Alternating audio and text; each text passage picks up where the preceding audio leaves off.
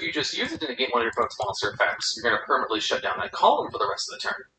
And because it has the dual purpose of both of its effects being good and useful, it's definitely played over Effect Veiler almost every time, if you just need a hand trap in order to negate monster effects. Because it has Effect Veiler's hand trap effect, but it also has an even more useful effect if you set it as a normal trap card. And another niche benefit that Infinite Impermanence has over Effect Veiler is that it's actually a trap card instead of a monster effect.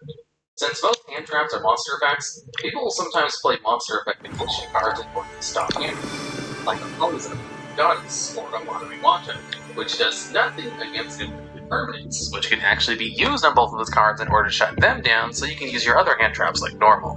And at number 5, we have Psyframe Gear Gamma. This card has the effect where, if you control no monsters on your side of the field, and your opponent activates the effect of a monster card, you can then negate the activation and destroy that card, in order to both special summon this card and Psyframe your driver from your hand deck or graveyard. But both itself and the driver are then banished during the end phase if they're still facing on the field. So, in order to use this hand trap, you do have to play a level 6 Vanilla Garnet in your deck. Although, one of the advantages of Gamma over cards like Infinite Impermanence or Effect Veiler is that it both negates and destroys the monster card, rather than just negating the effects of the card for one turn. And more importantly, it can be used on hand traps. In fact, that's the best way to use this card, because you see, if you use Psyframe Gear Gamma during your opponent's turn, then it's just going to banish itself the driver during your opponent's end phase, and you won't really be able to make use of the fact that Gamma is a level 2 tuner, and can use Driver in order to go into a level 8 Synchro monster, like Psyframe Lord Omega, or even Borreload Savage Dragon. Although, take for example, you activate a card like Reinforcements of the Army, and your opponent tries to activate Drone Lockbird to stop you from searching for the rest of the turn. You can then activate Psyframe Gear Gamma in response to Drone Lockbird in order to negate and destroy the card, which will then special summon itself and Driver from your deck, and give you 2 free monsters on the field while also negating one of your opponent's effects. And that's the main benefit of Psyframe Gear Gamma, being able to negate one of your opponent's hand traps during your turn while going +2 in the process, as having 2 monsters on the field is just incredibly useful for pretty much every deck, especially if you can use the materials to go into Crystron Hockey Firebrats, and of course, Borreload Savage Dragon, which has an excellent negate. And with hand traps being so prevalent in pretty much every meta deck, this situation actually comes up a lot more often than you'd think, which is why Psyframe Gear Gamma sees so much competitive play. It's one of the few cards that can negate and destroy while also granting you advantage, although it is limiting in how you can use the effect since you can't use it at all if you control a single monster on your side of the field. And at number 4, we have Red Reboot. This is another one of those very rare hand traps that is actually a trap card, and basically has the effect where, if your opponent is activating a trap card, you negate the activation of that card and then set it face down. Then, your opponent gets to search out and then set one other trap card from their deck. But for the rest of the turn, your opponent cannot activate any trap cards. And you can activate this card from your hand by paying half your life points. So technically, the effect doesn't actually give you any advantage at all, as you go -2 in card advantage when you use Red Reboot, as your opponent gets a free search of any trap card from the deck, in addition to the original trap card not actually being destroyed or sent to the graveyard, just set back face down. And even with all the advantage it gives your opponent, you still have to pay half your life points to use it. And Red Reboot is so good that it's kind of overpowered, and limited to 1 copy of the ban list. And the reason for that is because it's a counter trap card. Counter trap cards hold the distinction of being the fastest cards in the game, where if you activate Red Reboot, your opponent can't negate the effect of Red Reboot unless they have a counter trap card. So if your opponent has a full board of monsters with negates, like Borreload Savage Dragon, and they're trying to activate a trap card, you can stop that without fear of any of your opponent's monsters trying to stop Red Reboot, since it's too fast to be responded to. The other thing that makes Red Reboot broken is that it stops your opponent from activating trap cards for an entire turn without any setup. So if you're trying to push for gate, your opponent has a full back row trap cards, none of that matters unless they specifically have a counter trap card which can negate Red Reboot. Otherwise, you're about to shut down your opponent's entire back row for the entire turn, and then just win and ignore whatever resources they get from Red Reboot. Red Reboot is like the modern version of Cold Wave, except a slightly better because its spell speed 3 and can't be negated easily. And Cold Wave is a banned spell card which just shuts down all of your opponent's spell trap cards for a turn, although Cold Wave requires it to be used preemptively, whereas you can just save Red Reboot in your hand until you need it. And it's so good at countering trap decks that it's actually better than cards like Jinzo or Royal Decree, which are 2 cards that negate the effects of all trap cards basically forever. because generally, you only need to negate your opponent's traps for one turn, and Red Reboot doesn't require any setup, and can be used from your hand, and is much harder to negate than Royal Decree or Jinzo. And pretty much any deck which plays a majority of traps fears Red Reboot more than anything, as it's probably the strongest trap deck counter in the game. And if one card is able to completely counter 1/3 of the cards in the game, no, it's pretty strong. And the only saving grace is that trap decks are not very prevalent, so Red Reboot is only limited to one copy, and it is still an absolute monster at that. And at number 3, we have Ash Blossom and Joyous Spring. This card can be activated when your opponent basically moves a card from their main deck to another location, whether they're adding the card from their deck to their hand, special summon a monster from the deck, or sending a card from the deck to the graveyard. You can use Ash Blossom in order to negate that effect. And because all three of those things are some of the most common things you do in modern Yu-Gi-Oh!, and in fact, some of those things are some of the best effects in the game, Ash Blossom and Joyous Spring is almost always live if you have it in your opening hand. And in fact, Ash Blossom is kind of the reason a lot of road decks can't compete, because if your deck can't play through a single Ash Blossom, then it's never going to be meta. And what separates a good meta deck from a rogue or casual deck is how they can play through an Ash Blossom on their first turn. And because it's so good against pretty much every single deck in the game, it's also one of the most played hand traps ever, even though it was only released in 2017. And in fact, 2017 is kind of a hallmark year, as that's when a lot of the modern hand traps are released, as post-2017 is kind of the era of hand trap Yu-Gi-Oh!, whereas before they weren't nearly as meta-relevant as they are today. Hand traps absolutely still existed before 2017, and did see lots of competitive play, they just weren't in every single deck like they are now. And why is Ash Blossom and Joyous Spring better than cards like Droll Lockbird, which just straight up stops all searching for the whole turn?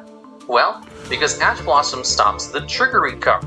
Droll Lockbird can only be used after an effect has already occurred, and sometimes that's not good enough, if your opponent's deck only needs to search a single time, and the rest of their combos for special summoning from the deck or just sending the card to the deck to the graveyard, which Droll Lockbird doesn't lock out.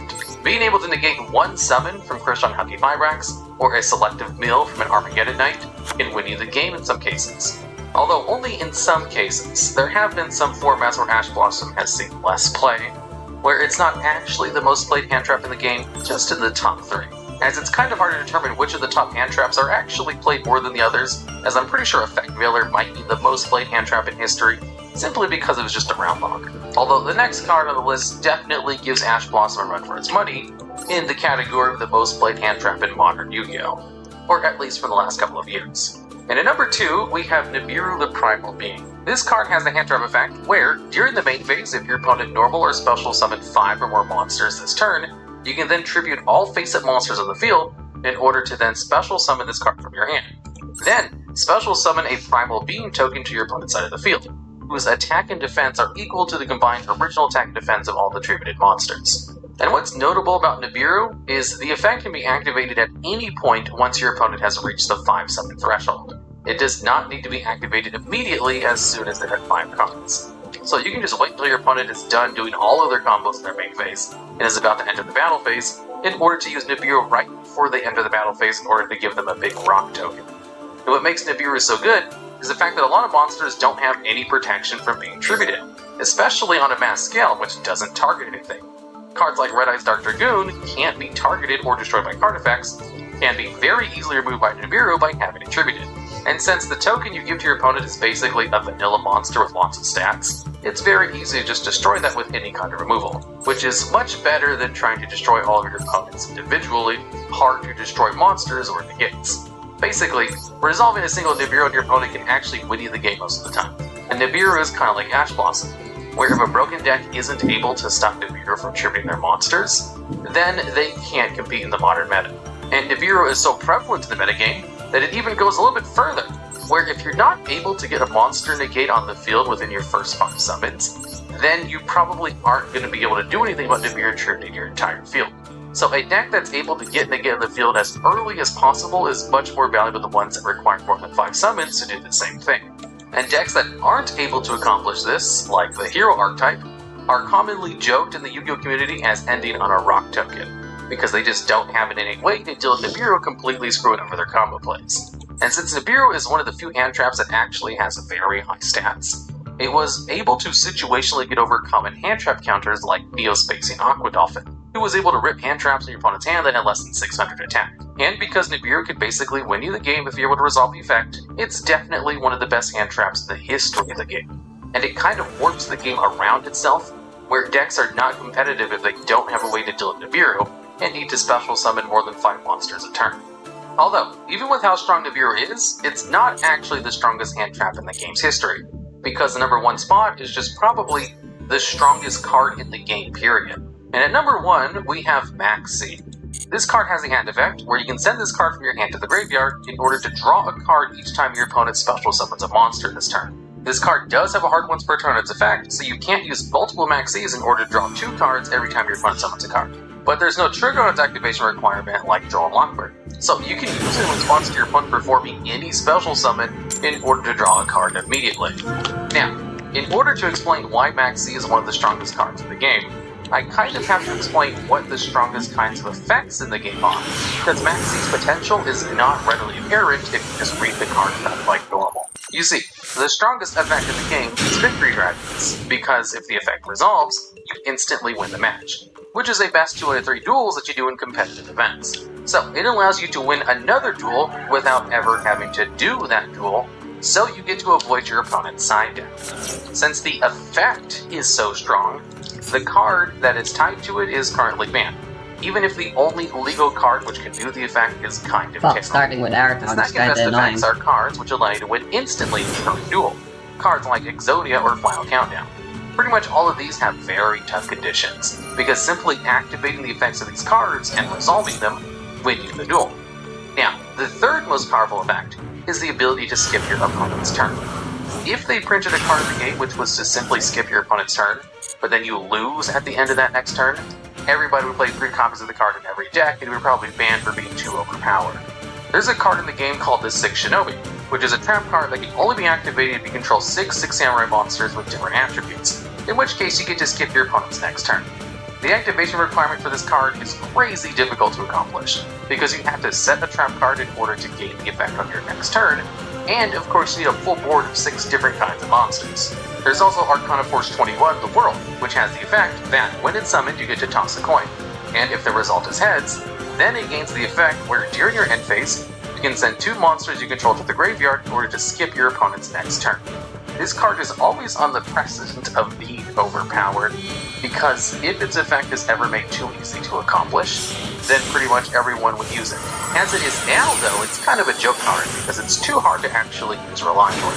Now, one of the top 10 best effects in the game is to draw cards generically without downsides. Upstart Goblin is limited to 1 copy, and all it does is allow you to draw 1 card at the cost of giving your opponent 1,000 life points.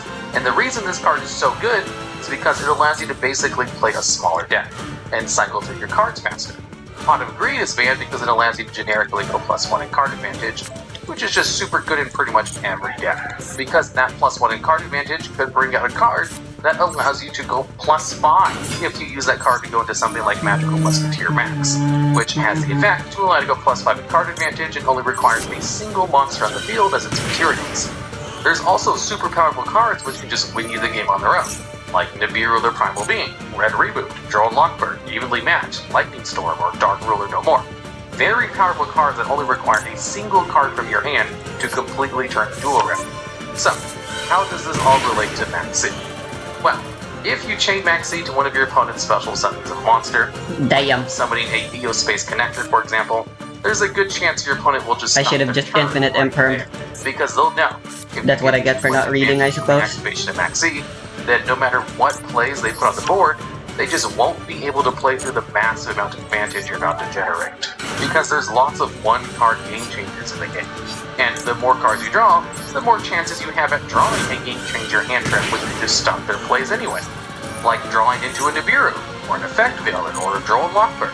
It is just literally better for them to not play through Maxi, and just end their turn and hope that you don't have another Maxi in your next turn. And the player who used the Maxi doesn't lose any card advantage doing this, because the best way to use Maxi is right when they're about to special summon a monster. So, because of how the metagame works, and because of all the powerful cards you can draw into, and the extra advantage you can get in archetypes with just a single extra card, The activation of Max C is akin to using the Sick Shinobi and Upstart Goblin all in one, except without any of the downsides of either of those two cards or the crazy activation requirements, as you can just use Max C whenever. Basically, Max C allows you to skip your opponent's turn without losing card advantage, and without having any kind of setup. And this is what makes Max C one of the strongest cards of the game. It's possible to play around the Bureau, because you have 5 summons before you have to get a negate on the field. Max C can be used immediately before your opponent gets a chance to get any monster negates on the field.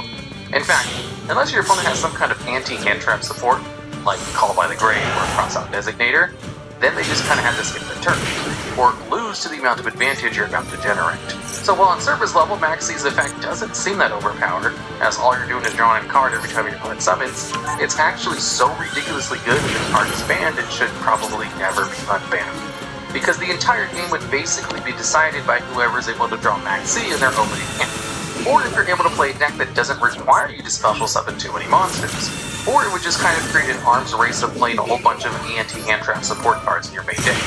Kind of like what's the case over in the OCG where Max C is unbanned, and the metagame is completely different because of it. In fact, it's to the point where people don't even play Max C anymore, because everybody is so afraid of Max C that all decks are kind of playing around it already by default.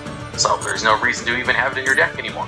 Alright, and that's the list. I actually have a 30-minute video going over why Max C is banned, if you just want a crazy amount of detail about how broken the card is. And as always, suggestions and comments about the video are always appreciated.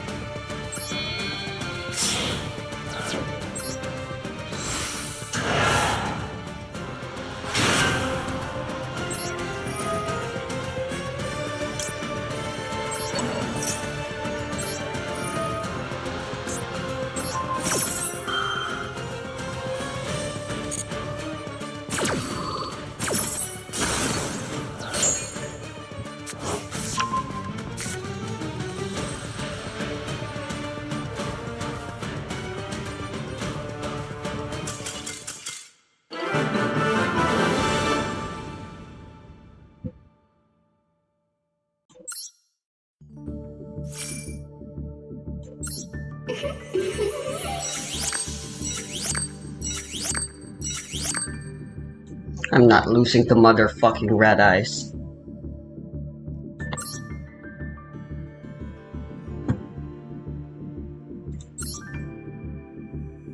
Ugh.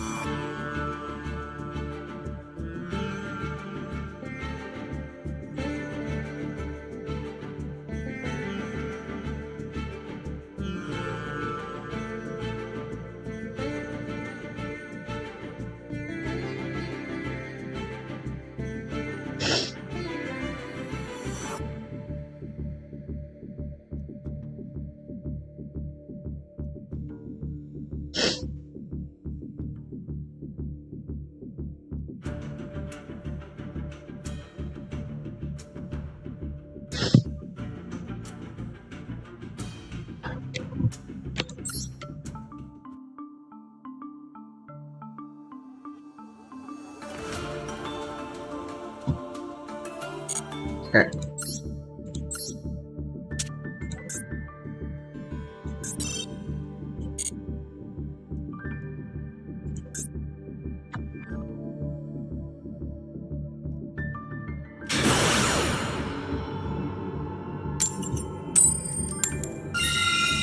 Hell yeah.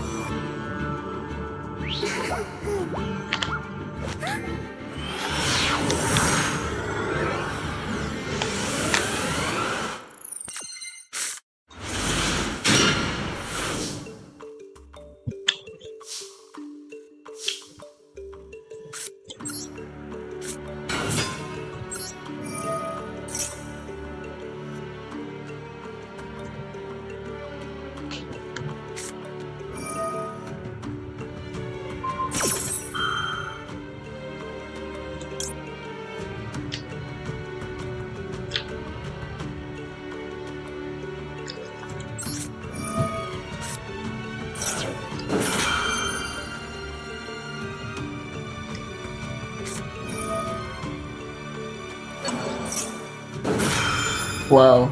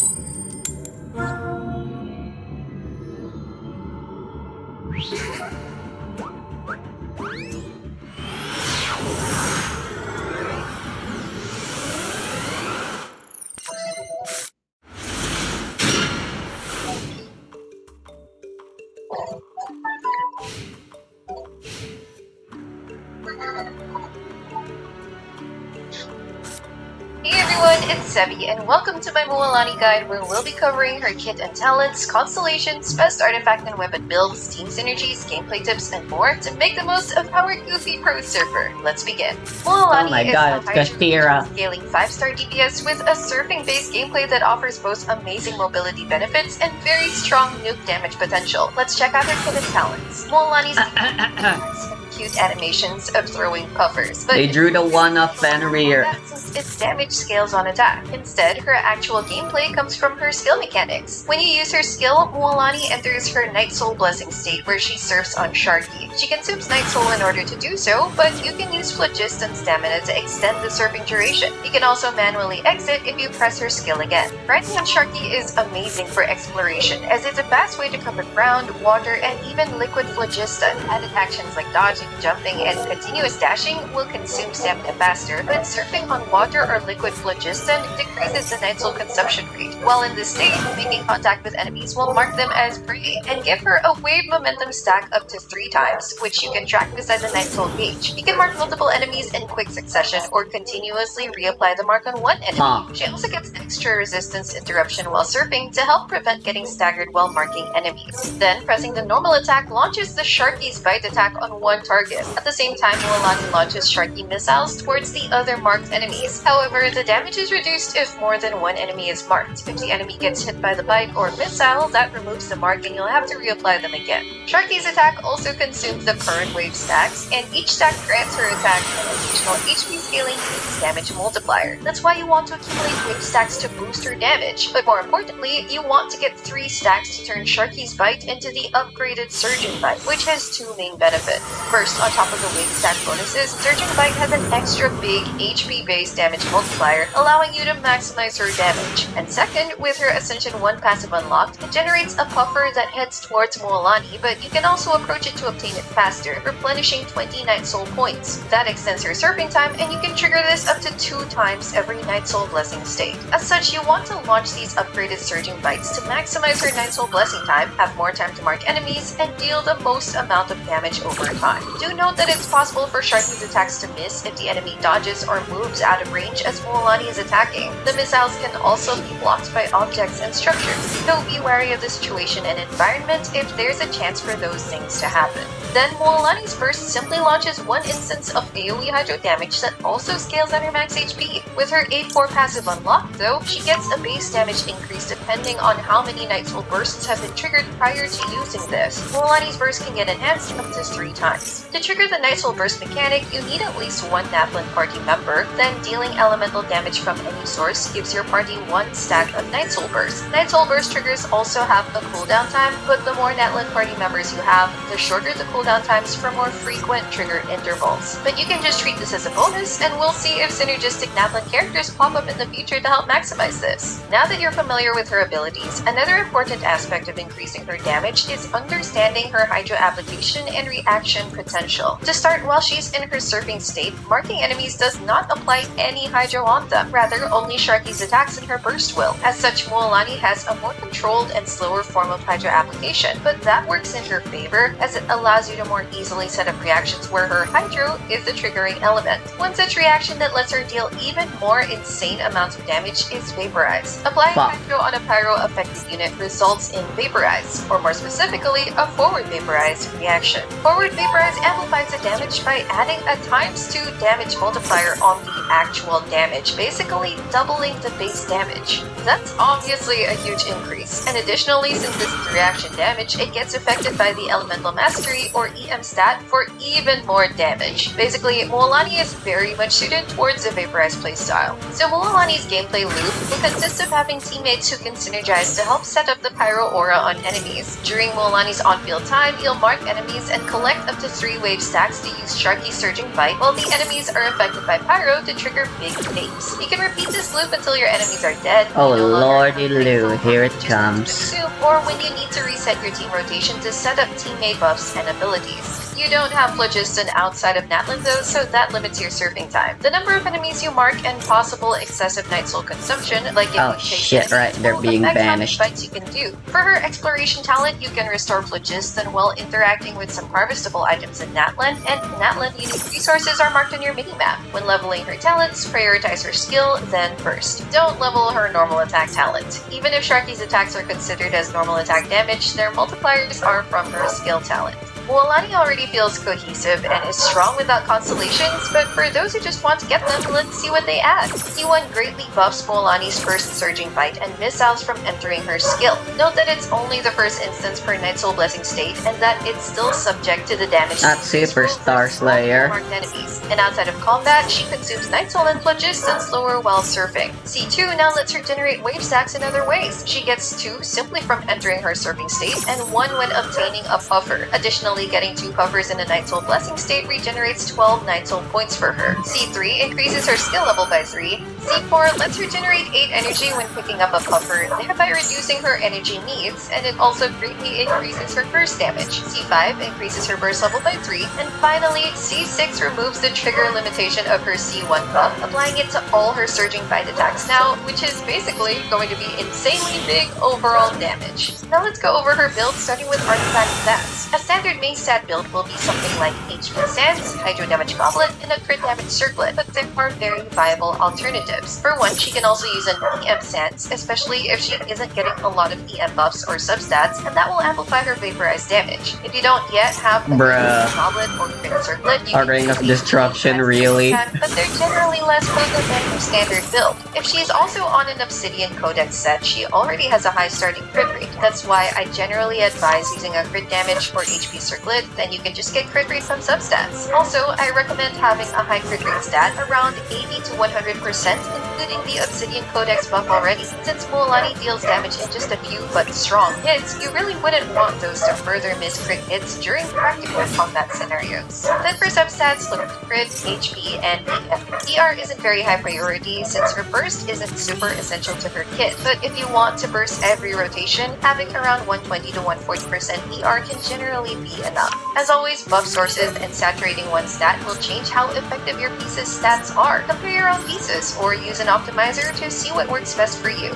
Then for her artifact sets, the new Obsidian Codex is her best in slot set. Its 2-piece effect gives a universal damage bonus when the user is on field and in their Night Soul Blessing state, but more importantly, its 4-piece effect gives a whopping 40% crit rate bonus just from consuming Night Soul while on field. That's pretty much the end goal, but while you're in the process of farming it up, less potent alternatives are the 4-piece Heart of Depths, as it gives Hydro damage and a normal attack damage bonus, or 2-piece set combos of HP, EM, Hydro damage bonus, normal attack damage bonus, and the Obsidian Codex. And for niche cases, there's the 4-piece Unfinished Reverie with a Burning Team, and the 4-piece Marechaussee Hunter if you plan to use her with Farina.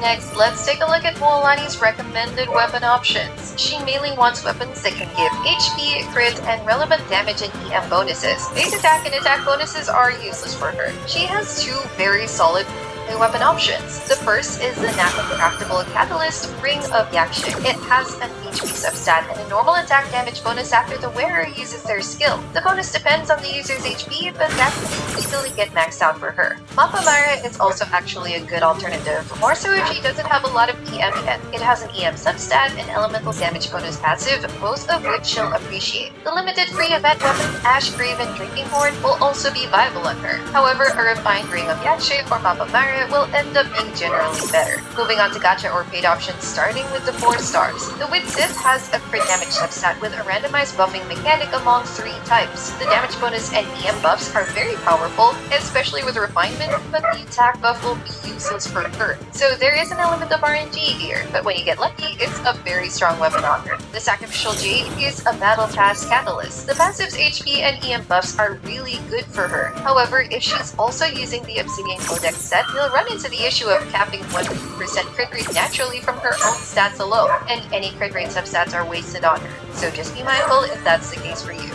Moving on to 5 stars, her signature weapon is Surf's Up, and it gives pretty much a lot of what she wants. A ton of crit damage, an HP bonus, and a big normal attack damage bonus that requires Vaporize reactions to maintain its max stacks, which she'll easily do. For other alternatives, once 1,000 floating trees, Nagina's signature weapon, its EF and elemental damage bonuses end up being very good on Mualani's Vaporize playstyle, especially if you're not using an EF Sands and or don't have much EF stat sources. The Tome of Eternal Flow is still okay for her if you have it, since even if she can't utilize the charge attack damage bonus, it still does take crit damage and HP stat stick. And if you actually have the Everlasting Flow, it's a viable option thanks to its HP and normal attack bonus. However, it's not as competitive of a 5-star and can be easily matched or outperformed by even her free-to-play options. Finally, we have Mualani's team synergies. While Mualani already has viable teammates for her Vaporize setups, several of them come with drawbacks and considerations. Hopefully her teammate possibilities will improve with more Natlin releases, but for now, let's go through her current options. So the first major criteria for her Vaporize comp is having an off-team teammate that can apply basic Mualani's attacks. Narrowing down her list comes down to 4 options for now: Xiangling, Xinyan, Dia, and Toma, each with their own considerations. Starting with Xiangling, it's easy to recommend her firstly since everyone will have a free copy of her, and she's generally someone you want to level up and build anyway. Her Pyronado is really fast and consistent with applying AoE pyro damage to easily set up vapes, whether on single target or AoE scenarios. And since the Pyronado follows you around, you'll conveniently apply pyro as Mualani is marking enemies. The biggest drawback is that as a solo pyro unit, she will need a lot of energy recharge to reliably burst every rotation. Using an ER weapon or energy refunding weapon is a must. 250% ER is a good general target, but that can change depending on Favonius users on your team and particle sources from enemies. Due to the stat considerations and being without Bennett, you'll have to accept that she just won't deal that much damage compared to her other teams. But compared to the other pyro options, Why? the big advantage she has is that her pyro application is not tied to certain trigger conditions. You just need to have enough ER, and once you use her burst, it's already just there following you and apply pyro very effectively as you mark enemies. So another option is Xinyan, who can consolidate pyro application and shielding. The main condition for her to apply pyro over time is by creating a level 3 shield, which can only be done by hitting 2 opponents with her skill or by having her at C2 then using her burst. As such, you really want to have her C2 so that she'll also work in purely single target scenarios. You'll also want enough ER to burst every rotation. But keep in mind as well that if her shield gets destroyed, then her pyro application also disappears until you refresh your rotation. You'll want a lot of defense to strengthen her shield, and since you generally don't want to dodge with Mualani to save Night Soul stamina, you'll have to really rely on her shield not breaking. There are also occasional issues in AoE scenarios where if enemies aren't grouped very closely enough or you miss time being near them, Xinyan Why is he not attacking? Can he not attack or something?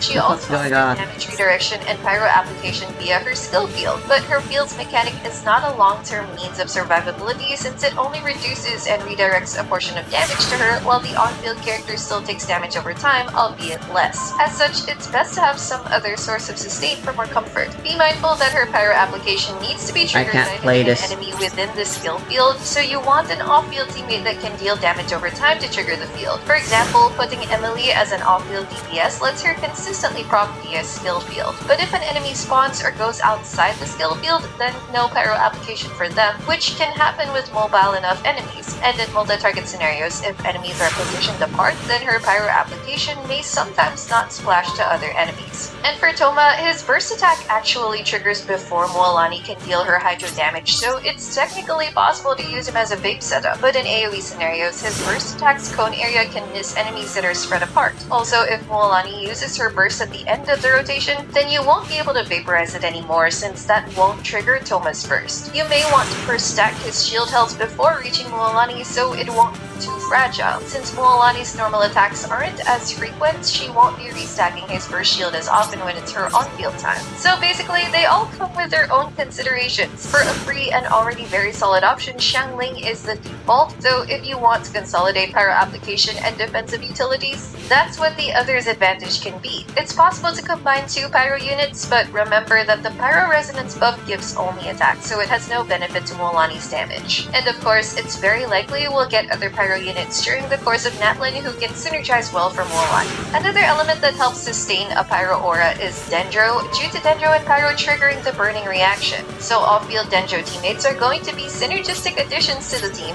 but some units offer more utility than just Dendro application. Nahida is really good, mainly since she gives an on-field EM bonus which Mualani will really appreciate to boost her wave reactions. Just be wary of multi-wave content where you can't reapply her skill mark unless you swap out of Mualani's surfing state. Making her a pseudo-sustain if needed is also possible by equipping the prototype Amber on her. Another is Emily, who contributes a good amount of personal damage over time, and she'll still get enhanced from the burning reaction routine triggers. While she doesn't have Nahida's EM buff, she can at least compensate through her own damage. And if you don't have a sustain in the team yet, Kirara, Baiju, and Oh my god, I Raphael can finally assist kill you myself. in Dendro application. Except I It's won't. possible to have 2 Dendro teammates, which will also unlock Dendro Resonance, giving Mualani an extra EM buff. Then Animal Flex supports can slot in too. Some have Elemental Absorption and Grouping abilities, so they can absorb Pyro to help with AoE Pyro application. Grouping also helps Mualani more easily mark enemies and avoid wasting time chasing them.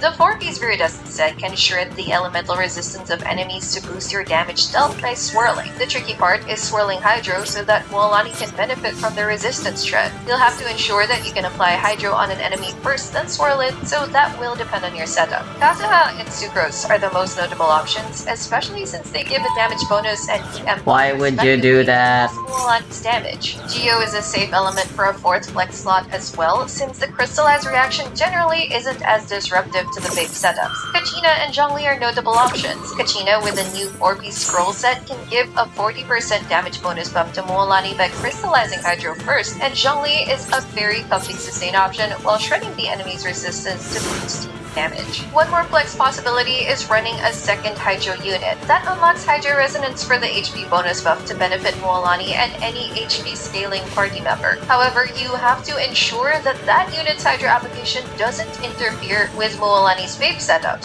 Some units can have very minimal Hydro application, so it won't be that much of a problem, while others might need more effort mitigating. I highly recommend using Xiangling since her pyro application is the fastest compared to the others. Dendro will also be very effective at preventing or getting rid of Hydro. In some cases, an animal unit can work as well if the 2nd Hydro unit's application isn't that strong. The first really good candidate is actually Candice. She provides a normal attack damage bonus which Mualani appreciates, and if you don't have her C6, then she absolutely won't have any off-field Hydro application. So this is a case where Candice's lack of Hydro application works really well in our favor. With C6, it can still work fine with the right team setup. C6 makes her apply an instance of AoE Hydro after a character's normal attack hits, so Mualani will still apply Hydro first before her. The main issue now is that you have to make sure that you can get rid of Candice's applied Hydro before Mualani does her next attack. For example, when I used Does Shangri-La prevent attacking or something? Candice in a single target boss fight, Mualani's vapes were still consistently set up. However, Candice's C6 can be an issue in AoE scenarios where she'll be the first one to trigger Vaporize on enemies before the Sharky missiles can reach them and Pyro wasn't reapplied fast enough. Barbara, Yelan, Mona, and Seijuin can also be considered as relatively slower Hydro applicators in Mualani's teams, and they have their own utilities and considerations. One more Hydro option is Farina, with notable caveats though. Due to her HP drain, that limits your team to needing a healer for practical combat. For me, Baishu was the consistent option for strong enough healing and periodic Dendro application. Farina's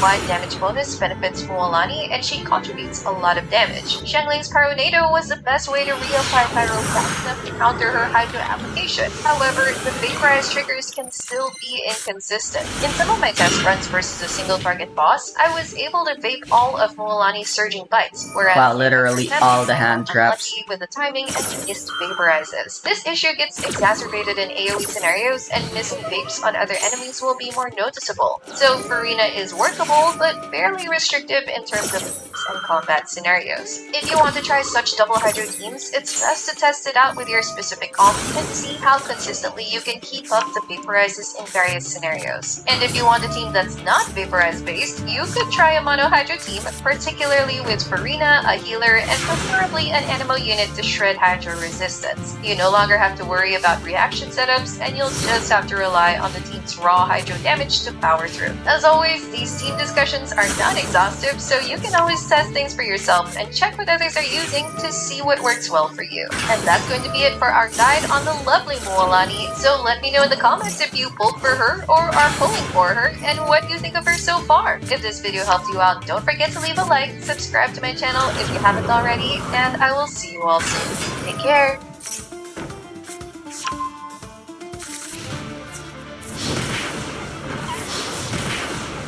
Wait, what?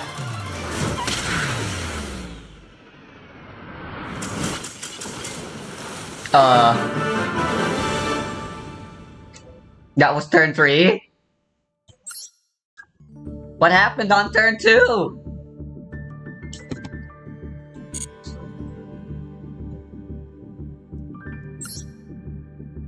I blinked.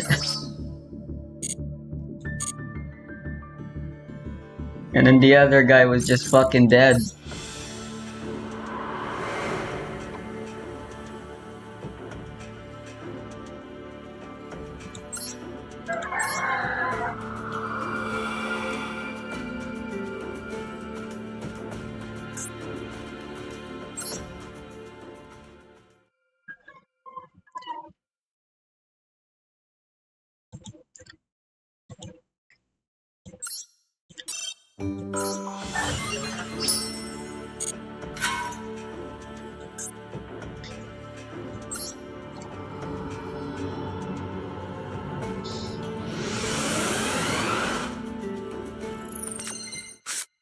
In this video, we'll go over 10 cards which have had such a drastic effect on the game that it either changed how players play the game, or had the game change around them.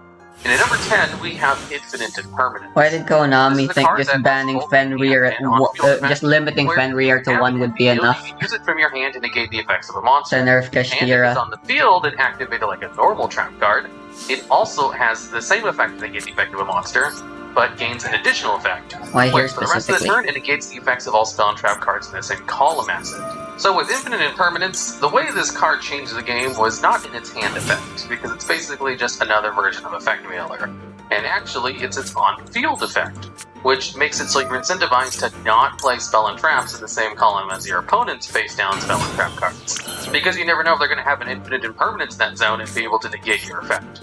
To a lesser extent, the Mechanites also incentivize you to not play spell and traps in the same column as your opponent's spell and traps. Infinite Impermanence is one of the most played hand traps in the game, and definitely is more influential in making people not play spell and traps in the same column as their opponents. Even if your opponent doesn't have Infinite Impermanence, people will still avoid playing cards in the same column as your opponent's face-down cards, just because Infinite Impermanence exists. These are the kinds of cards What do you mean we talk influence? about. There's no link. Cards that have such Those aren't significant Xyz. influence that you play the game, even if they don't actually exist in your opponent's deck. And at number 9, we have Nibiru the Primal Being. This is another pretty new card, even newer than Infinite Impermanence as it only came out in 2019, and has the effect where, if your opponent summons 5 or more monsters near the main phase, then activate this card from your hand to tribute all monsters in the field, give your opponent a super token that has all the stats of the tributed monsters, and then you get to special summon Nibiru from your hand. Being able to tribute all the monsters in the field can kind of win you the game by itself in most cases, and it's an incredibly powerful hand trap effect. So, the way this card changes the game is that if you're trying to get out a whole bunch of monsters, chances are you're going to count how many summons you're doing during that turn, and then think twice before performing your 5th summon. If you don't have a way to negate Nibiru by the time you have your 5th summon, and you don't know what cards are in your opponent's hand, there is a chance you might just stop there, even if your opponent doesn't have a Nibiru, just in case they do. It also incentivizes people to try to get out of the gate as early as possible in their combos if they want to extend past 5 summons, even if it would make their combos less efficient. Nibiru is another excellent example of a card which completely warps the game around itself, and really helps to slow down the potential of combo decks, and kind of completely counters archetypes that don't have a way to answer Nibiru natively. Just like Infinite Impermanence, there's a good chance your opponent will play around Nibiru, even if you don't actually have the card in your hand. And at number 8, we have number 101, Silent Honor Arc. This is a rank 4 Xyz monster, which simply has the effect where it can detach 2 of its materials to absorb one of your opponent's face-up attack position special summon monsters. In which case it becomes one of this card's new materials, and this card has another effect, where if it would be destroyed you can detach one of its materials instead. Since Honor Arc had generic level 4 materials, it was one of the first non-destruction removal extract monsters that players got access to when it came out, and that made it an absolute powerhouse for removing destruction of these cards. like Stardust Dragon for example. What was so influential about Silent Honor Arc was that it was such a good removal boss monster that it kind of incentivized people to summon their cards in defense position. Because Honor Arc only worked on face-up attack position cards. So if you simply summon that monster into defense position, then it couldn't be absorbed with Honor Arc. So even if your opponent didn't have Silent Honor Arc in their extra deck, during this card's heyday, most players would summon their boss monster in defense position that they didn't want their opponent to steal anyway. Nowadays, people still kind of do this, but because of Lightning Storm, not Honor Arc. Lightning Storm can destroy all of your opponent's fixed-up attack position monsters, and it's a great going second card. So it reintroduced the popularity of summoning your big boss monster in defense position, if it wasn't destruction. Even if no one really uses number 101 Silent Honor Arc anymore, it was the first card that popularized summoning a monster in defense position. And at number 7, we have Evenly Matched. This is a trap card which can only be activated at the end of the battle phase if your opponent controls more cards than you do, where you then make your opponent banish the number of cards they control so they control the same number of cards as you do. Oh, and also, if you don't control any cards, you can activate this card from your hand. Now, Evenly Matched is such a powerful card that it almost single-handedly popularized the going second deck. Before Evenly Matched, going first was always the better choice. It was so good that Konami had to limit how powerful going first was, through changing the rules of the game where you could no longer draw a card during your first turn. Even with that change, it was still incredibly powerful. Going second was just a detriment, as win percentage is heavily favored whoever went first. Evenly Matched was the start of cards that are so good if you're able to go second with them, that there are legitimate versions of the same decks that either want to go first or go second. If your opponent set up a full board of monsters or a combination of a lot of cards in the back row, but they didn't have a way to negate trap effects, then you can get a ton of advantage by making your opponent get rid of all their cards. The removal from Evenly Matched forces your opponent to get rid of their cards and banish them face down, which is probably one of the best forms of removal, as it bypasses almost all kinds of protection. Not even Ultimate Falcon is immune to the effects of Evenly Matched. And if you use the effect from your hand, you can just simply enter the battle phase, and then leave the battle phase to get rid of all but one of your opponent's cards, since it counts your Evenly Matched in the field as your one card. Then you can do all your plays like normal during the main phase 2 in order to set up your board. You do have to give up your main phase 1 and battle phase to use the card, but the amount of advantage you gain from wiping your opponent's entire field of indestructible monsters is kind of worth it. Evenly Matched was then followed by some more good going second cards, which made the strategy way more viable than trying to rely on just drawing a copy of Evenly Matched, thanks to cards like Dark Lord No More and of course Lightning Storm. Evenly Matched was influential in the fact that it made going second advantageous, where multiple people playing going second decks will not want to go first at all, which was rarely a thing before Evenly Matched was released. And at number 6, we have Maxi. This is a hand trap which was released in 2011, and has the effect where you can use this during either player's turn, and you gain the effect for the rest of the turn, where each time your opponent special summons a monster, you get to draw one card. Maxi is easily the strongest hand trap in the game's history, and it's kind of funny that when the card first came out, it rarely saw competitive play. It did see some competitive play, but it wasn't until later on where the problems of the card really became apparent, and the card got banned for just being too influential in its power. Basically, Maxi is so powerful that it changes the game around itself, kind of like the Bureau of the Primal Being. The game literally just slows down if Maxi exists in the game, because if you start special summoning your monsters and your opponent drops a Maxi, they can chain it in response to you about to special summon a card, in order to immediately gain the advantage back of using that Maxi. So even if you stop your turn immediately so your opponent can't draw a whole bunch of cards, then you don't actually lose any advantage for using the Maxi, which is not the case for pretty much every other hand trap.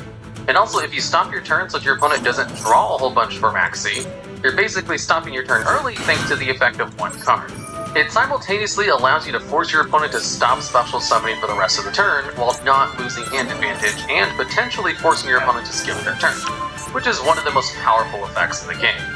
Currently, Maxi is banned in the TCG and unbanned in the OCG, and the game is basically warped around Maxi in the OCG. Maxi just increases the power level of control decks that don't like to special summon a lot. It makes cards which can directly counter Maxi way more viable and necessary to open up with first if you don't want to lose to that one card, like a Call by the Grave or Crossout Designator. Maxi basically creates a game state where you need to have a counter for the card, otherwise you're going to lose out on your turn. And there's no real playing around the card like you can in Bureau, unless you're able to special summon a whole bunch of times during your turn in order to deck out your opponent by taking the Maxi challenge. which was even mentioned in an official manga chapter. And at number 5, we have Cyber Dragon. Cyber Dragon is a level 5 monster, which can special summon itself from your hand if your opponent controls a monster. Now, definitely nowhere near as powerful as Max Z, but it was a game changer, and this list is all about cards which changed the game, not about the power level of the cards themselves. However, Cyber Dragon, when it was first released in 2005, was kind of overpowered in its time period. 2005 was still the era of 1900 attack beatsticks, and where tribute summons were still common, even if summons called beatdown wasn't a competitive deck anymore. So if your opponent summoned out a big 1900 attack beatstick, then you could bring out Cyber Dragon and instantly beat over it, while you just normal summoned your own 1900 attack beatstick, and your opponent would have a hard time getting back from that loss of advantage.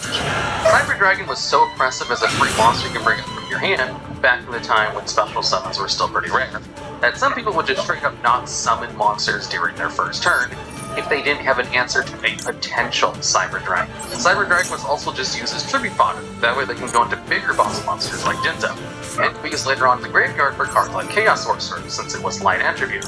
And since Cyber Dragon acted as both a powerful free card on the field in order to extend, or just a really strong card used as tribute fodder, the rest of the game kind of had to catch up to Cyber Dragon's power level.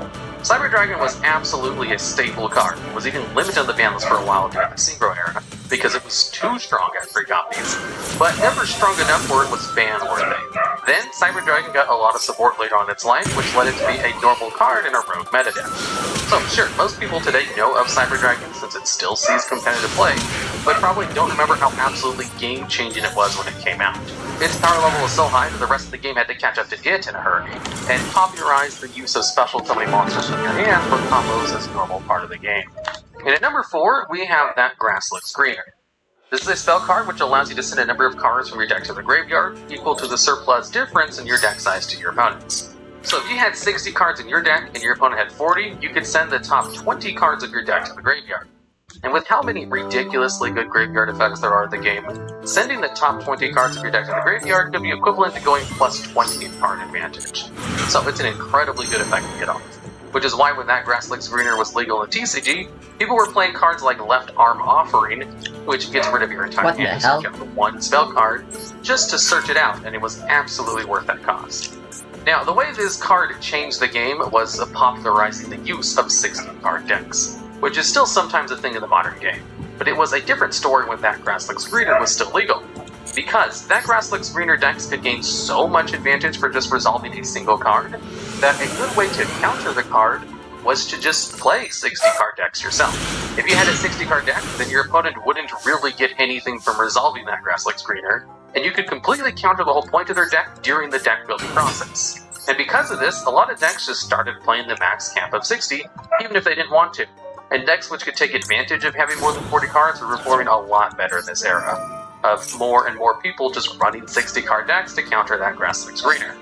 Grass was so strong it changed how people constructed their decks, and I think this is a first, for people change the amount of cards they played in their deck because of one card in the game. Even if your opponent didn't have that Grasslick Screener, chances are you would go against another person who also had a 60-card deck, not because they were playing the card, but because they were trying to counter it as well. After that Grasslick Screener finally got banned, 60-card decks basically disappeared overnight. They still exist, don't get me wrong, but only if they directly can benefit from having that many cards, as it's still better to run the minimum amount possible so that you can actually draw the combo pieces you need. And at number 3, we have Malevolent Catastrophe. This is a trap card which has the effect that when an opponent's monster declares an attack, you can destroy all spell and trap cards in the field. So it's a full heavy storm-like effect. The way this card changed the game was how people placed their spell and trap cards. You see, if your opponent has back row, or any cards in the field, or really anything at all, and you have traps or quick play spell cards you want to set and you'll use during your opponent's turn, you hold on to those before you enter the battle phase. Pretty much everyone sets their spell and trap cards during their main phase 2 who aren't Duel Links players, and Malevolent Catastrophe is the reason why. If you set your cards in your main phase 1, then attacking into this card, you would lose all your cards, which could easily be prevented by just waiting until your main phase 2 to set them. Raiko the Lightsword Hunter also partially contributed to the status as well, as it was a very popular flip effect monster. Something that'd be healthy for online simulations of Yu-Gi-Oh! Is if people could program in auto-combo performers one of your spell and trap cards, for their because decks. Lightsworns could just blow up your monsters pretty easily before the era of everyone having monsters. But how combo-heavy oriented the game is, it only seems healthy to allow auto-play to be a thing. Of a high-spawned list of cards that changed how players played the game. And at number 2, we have Gores, the Emissary of Darkness. This is a card which has the effect that if you don't control any cards on your side of the field and you take damage, you can then special summon this card from your hand and activate one of its 2 effects based on the type of damage you took. Where you can either inflict damage to your opponent equal to the amount of effect damage you took, or if it was battle damage, you get to summon a token which has the same attack and defense as the amount of damage you took. So the way this card changed the game was how your opponent attacked with their monsters directly during the battle phase. Since Gores can summon a really beefy token based on the amount of damage you take, if you're attacking into your opponent directly and they have no cards in the field, and you attacked with your strongest monster first, then they would bring out Gores and get a super strong token that none of your other monsters would be able to attack over. So the way to counter Gores is to simply attack with your lowest attack monsters first, ascending to your highest monsters last. This will force your opponent to activate Gores early if they're trying to bring them out. Then again, I'm playing a degenerate in which combo deck, aren't I? over the token and put I think Full should have a special animation. She's basically a boss monster. Even if Gores doesn't really see play in the modern era, longtime Yu-Gi-Oh! Fans will still attack with their lower attack monsters first, and higher attack monsters last, just in case. And at number 1, we have Chaos Emperor Dragon. Full is literally just that This good. card was so impactful that Konami basically created the Forbidden List for it. The original effect of this card was you could pay 1,000 life points in order to send all cards to the field in both players' hands to the graveyard, and then inflict 300 points of damage to your opponent for each card sent to the graveyard with this effect. It can also bring itself out really easily by just banishing a light and dark monster from your graveyard. So it's one of the most powerful effects ever printed on a monster. And the best way to take advantage of this to make sure you were going to win that turn was to make sure one of the cards you sent to the graveyard was Sangan so that you could search out Yatagarasu. Then you could just summon and attack with Yatagarasu in order to make your opponent not draw cards during the next draw phase, and then just repeat infinitely until your opponent's life points reach 0. Because unless your opponent had a response in the graveyard, there was nothing they could do to come back from the combo. And generally, Konami doesn't like it when you're put in a game state where there's literally nothing you can do to come back. So they heavily restricted cards which allow you to skip your opponent's draw phase, like Yatagarasu or Time Seal. Both of these cards are still forbidden on the ban list to this day. Although Chaos Emperor Dragon was definitely the problem part of the combo, because it so easily allows you to set up an empty field in hand in order to lock down your opponent. If the card was unbanned with its original effect, it would still be one of the strongest cards in the game even today, almost 20 years after it came out. That's why the effect was changed to be a heavily nerfed version of itself, where it basically locks you out of using any card effects during the turn you use its effect, which was enough for them finally to take the card off the ban list. Although the Forbidden List exists in the first place because of how strong the card was, they basically had to make a way so that you could no longer use its super powerful effect at all, because this was before they would errata cards. So for creating the Forbidden List, Chaos Emperor Dragon is a good spot to take number 1 on this list. Alright, and that's the list. There's actually a couple of other cards that changed the game a little bit. They weren't as impactful as the top 10. So if you think I missed any other important card that should have made the list, or have ideas for future videos just like this one, I'd love to hear about them down in the comments.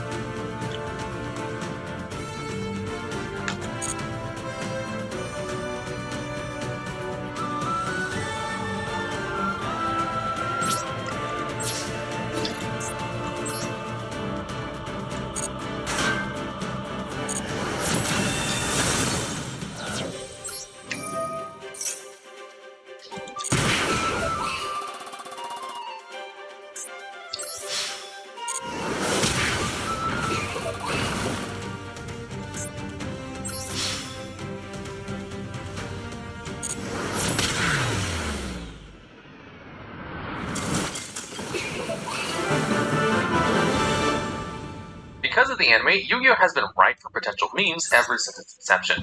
But even disregarding the anime, the Yu-Gi-Oh! Community has managed to create a variety of fun memes, with some even being so common they even had mainstream appeal. So today, we're going to look at some of the 10 most interesting cards that inspired memes both inside and outside of the Yu-Gi-Oh! Community, where they came from, and how they managed to become memes in the first place. And with no monsters left on the field, I summon Dark Magician to this list and declare number 10. Dark Magician is one of the most iconic and recognizable monsters of Yu-Gi-Oh!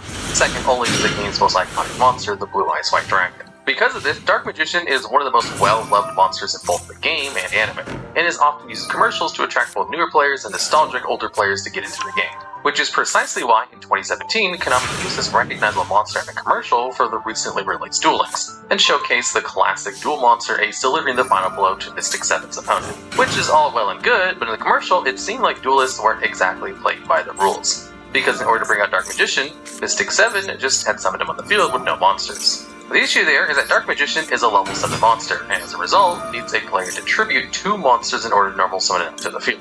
So unless the duelist were playing an alternative format like Junior Journey, it would be impossible to normal summon out Dark Magician. What the fuck is Junior Journey? Monsters, since you need at least 2 monsters to tribute. And this jarring moment led to the phrase, with no monsters left on the field, I summon Dark Magician and declare a direct attack, being immortalized into the Yu-Gi-Oh community. Now, in the game state shown in the commercial, it was technically impossible to summon Dark Magician, but in the actual card game itself, it's actually really easy to summon Dark Magician while there are no monsters in the field. In fact, a lot of modern support is centered around ensuring that you can summon out Dark Magician every single turn without needing to tribute a single monster with the use of Eternal Soul. This card lets you summon out Dark Magician from your hand or graveyard for free each turn, and when paired with Dark Magic Circle, forms a really strong interruptive engine that's capable of banishing your opponent's cards each turn by summoning out your Dark Magician to the field. In fact, these cards are available to TCG, OCG, Master Duel, and even Duel Links right now. So if you want to relive the dream of 2017 and summon a Dark Magician to the field with no monsters and attack per game, it's actually possible, and even part of Dark Magician's main game plan. You should have been prepared for it at this point. Digging in at number 9 is Mystic Mind, one of the most contentious cards in the game that's had multiple memes inspired because of it. You see, Mystic Mind is an incredibly strong floodgate that locks your opponent out of the game if they control more monsters than you do, because it stops your opponent from activating monster effects or even declaring an attack. It also comes with 2 of its own built-in outs though, because if you control more monsters than your opponent, you're the one locked out by your own Mystic Mind. And if both players control the same amount of monsters during the end phase, Mystic Mind will automatically destroy itself. But if you're struggling to deal with Mystic Mind, the easy solution is to just draw the out. And that goes for any floodgate or boss monster. If your opponent ends on a towers, just draw a Kaiju. If they end on a floodgate, just draw Harpy's Feather Duster. And if they end on a board on infinite negates, just draw Dark Ruler and even match. The meme was made to highlight how oppressive Yu-Gi-Oh could feel sometimes, because there are some board states which appear impossible to deal with unless you have the exact counter you need in your hand to deal with it.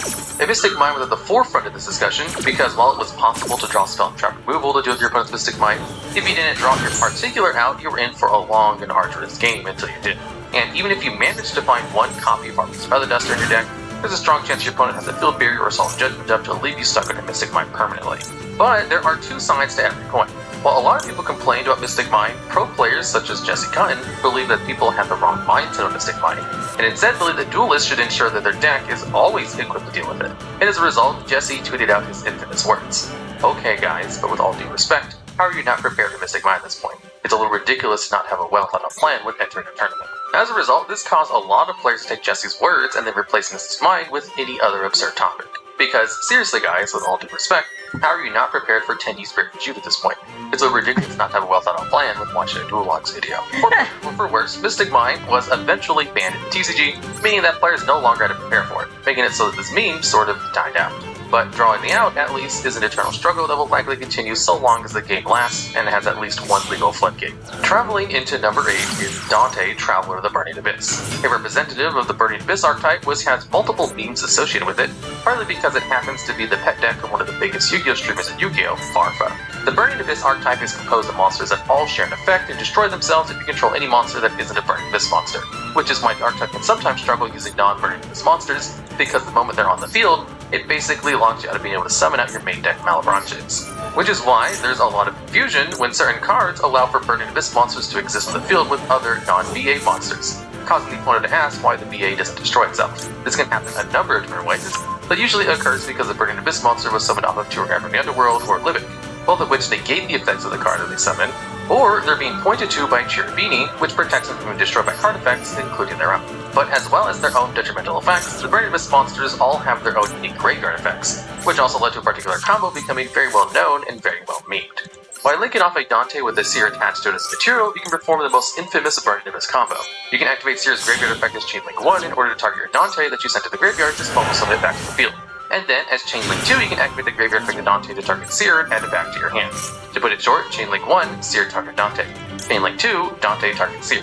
This gives you everything you need to fulfill Beatrice's alternative summoning condition, since now you have a Dante monster in the field and a Burning Abyss monster in your hand to discard. Although in the modern era, it's not too likely that you'll be seeing this combo too much, since Burning Abyss is more of a rogue contender than it is a meta deck. But back when it was first released, a lot of people believed Burning Abyss to be strong.